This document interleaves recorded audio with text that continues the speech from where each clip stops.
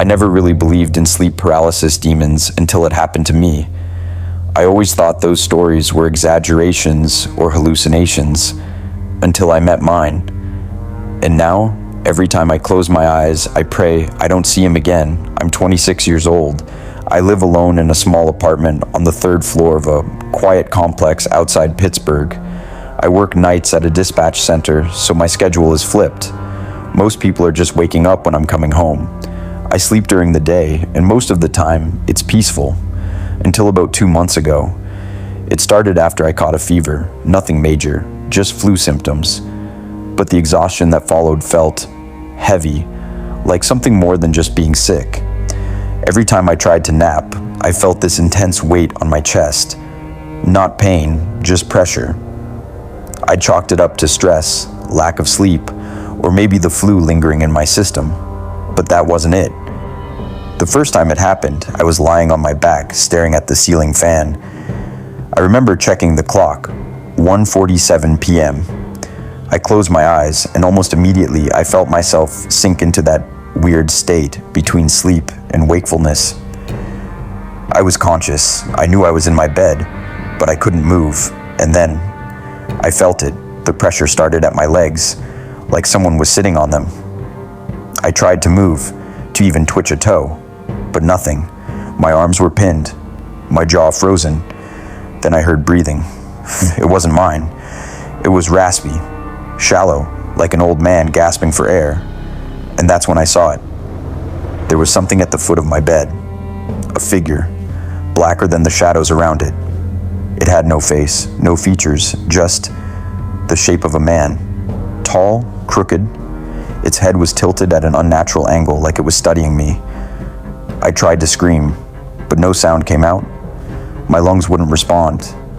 And then it moved. It didn't walk. It glided slowly toward me, closer and closer, until it hovered just above my face. I could feel it. Not physically, but spiritually, like my very soul was being crushed.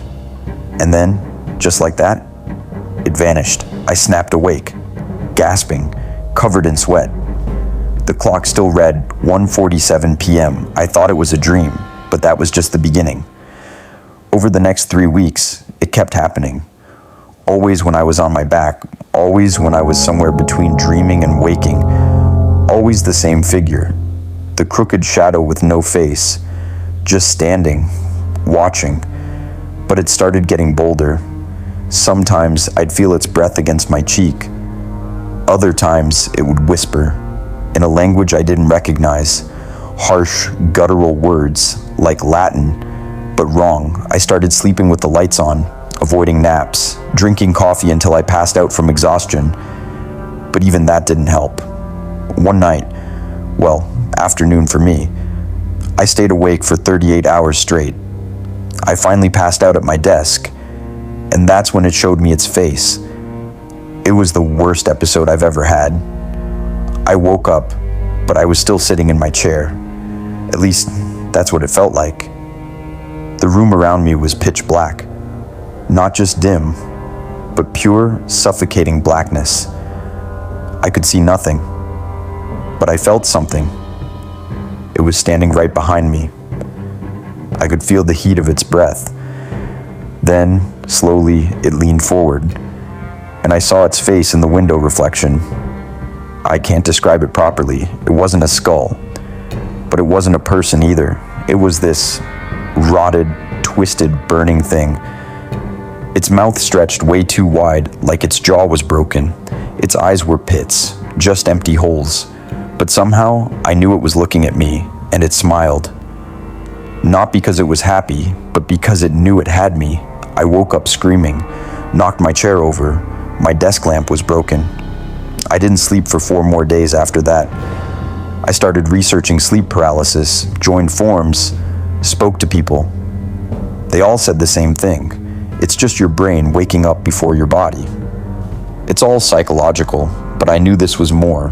It wasn't just a dream. I had bruises. I started seeing it in the corner of my vision, even when I was awake. Once, while brushing my teeth, I saw it in the mirror, just standing in the hallway behind me, gone in a blink. Another time, My neighbor knocked on my door, pale and shaken. He said he heard screaming from my apartment the night before. The strange part? I hadn't been home. I was at work. So who or what was screaming? I brought in a priest.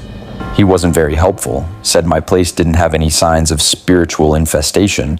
I burned sage, didn't work. I moved my bed, slept sitting up, didn't work. Finally, I set up a camera. The footage was mostly static. Nothing unusual until 2:03 a.m. That's when the audio cut out. For 37 seconds, the screen went black, and when it returned, I was lying in bed, but not how I fell asleep. I was staring directly at the camera. My eyes were wide open, and there was something crouched on my chest. You could barely make it out. Just a blur. But its eyes glowed in the darkness. 3 nights later, it came for me. It started like the others. Sleep paralysis, darkness, stillness. The figure at the edge of the bed. But this time, it spoke. Not just whispers. It spoke to me. In English. You see me now. You belong to me. I felt my heart stop. Literally. For a second, I was gone. In that moment, I saw something else. Not my room, not this world, but a place of endless screaming. A pit, filled with shapes like him, all watching, all waiting. And then, I came back. I jolted awake, my nose bleeding, my fingers bent backwards like I'd been clutching at something too hard. That was the last time I saw him, at least in full.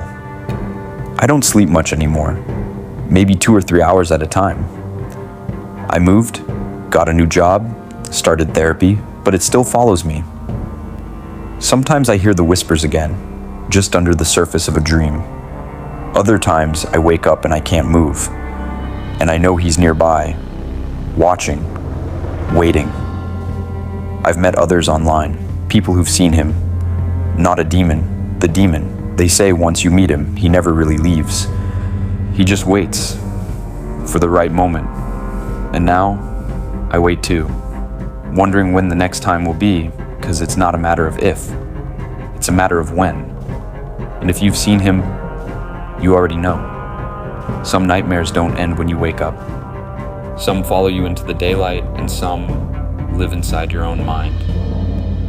Sleep tight if you can.